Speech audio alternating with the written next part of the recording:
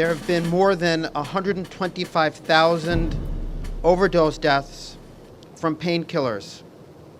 That figure, 125,000, is greater than the number of Americans that died fighting in Vietnam, Iraq, Afghanistan combined. In fact, it's more than 2 times as much as the number of people who died in those conflicts combined. But when you hear that figure, you should keep in mind that it's a very large undercount. It doesn't include the many overdose deaths that never get recorded properly. It doesn't include the thousands of suicides by people who feel trapped by the disease of addiction. And it doesn't include the thousands of related deaths other than suicides that are caused by painkillers and opioids.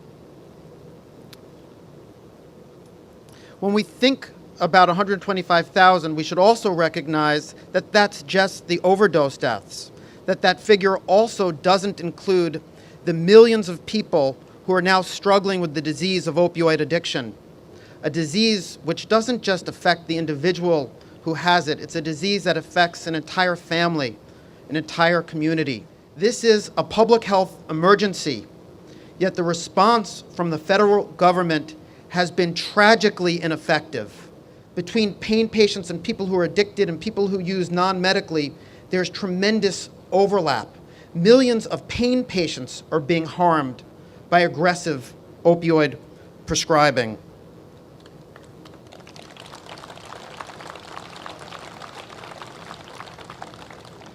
During the AIDS epidemic, there was a slogan, "Silence equals death." We're not going to be silent. We're fed up.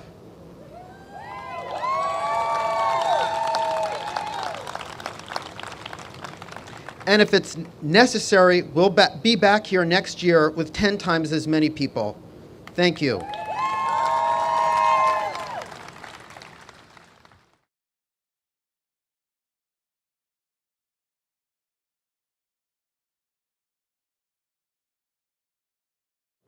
I am here to deliver a single message regarding prescription opioids, which is that we're going to need the help of these guys, of Congress, to get the FDA back on track. For those of you who are unaware of it, the FDA's pretense of using science for regulatory decision-making is a sham. There was no scientific reason that the risk evaluation and mitigation strategies should have applied only to extended release and long-acting opioids. Immediate release opioids are every bit as dangerous. Most prescription opioid deaths are due to immediate release opioids. We need the FDA to understand the reality of the disease of addiction, to understand that addicts do not realize ahead of time that they will become addicts, and to promote recognition among both doctors and patients that prescribing opioids carries with it the inherent risk of opioid addiction.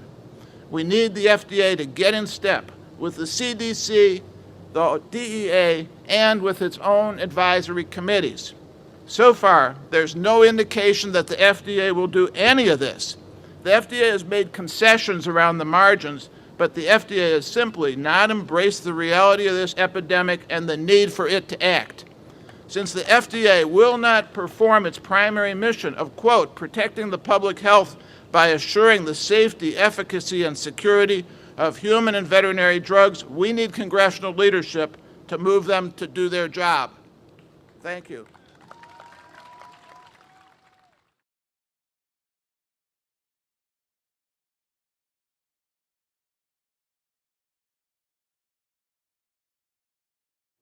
Okay, let me tell you just a little bit about New Mexico, because we are number one, and not just for tourism and Red Rocks. We are number one in the U.S., like you heard from one of the congressmen, for overdose, with 60% of those overdoses associated with prescription opioids. We're tied for number one for percent of people with substance use disorders from illicit and prescription drugs. And we are definitely number one for lack of treatment resources. This is a direct result of inaction and lack of prioritization by the federal government providing resources and regulation to end what they themselves call a crisis. And one more thing, a message to President Obama, please finally provide guidance and rules for enforcement of the Mental Health Parity and Addiction Equity Act, so that we can stop the stigma and discrimination created and perpetuated by the insurance industry and get people treated adequately and appropriately for this catastrophic disease. Thank you.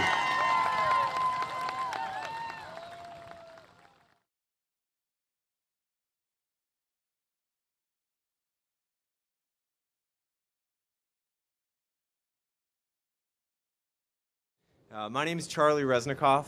Everybody calls me Charlie, so you can come up and talk to me afterwards. And I'm an addiction medicine doctor and an internal medicine doctor and a consultant to a pain clinic in Minneapolis, Minnesota. I'm also a University of Minnesota assistant professor, and I teach about pain medications. Almost all of the problem of opioids in America start with average doctors. And average doctors mean well. They are just not well educated, and they are not well supported to do the right thing.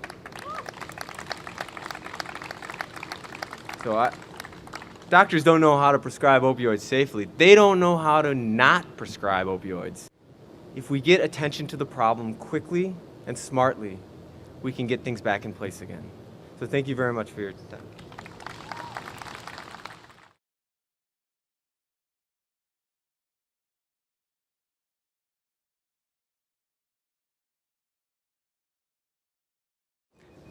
When the FDA blindly approved the broad indications of OxyContin for chronic non-cancer pain over 15 years ago, they relied upon drug industry hype and short, poor-quality, substandard studies produced or supported by Purdue Pharma.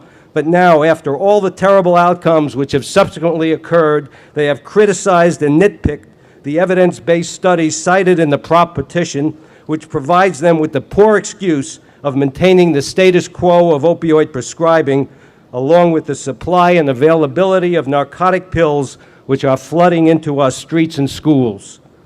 This all points to the coziness of the FDA and the opioid drug industry they are mandated to regulate, while at the same time they've turned a blind eye to the victims and the victims' families of prescription opioids and the mounting national toll of opioid-related addiction, overdose, and death, which continues unabated with no end in sight. The time is long overdue to turn this around. Thank you very much.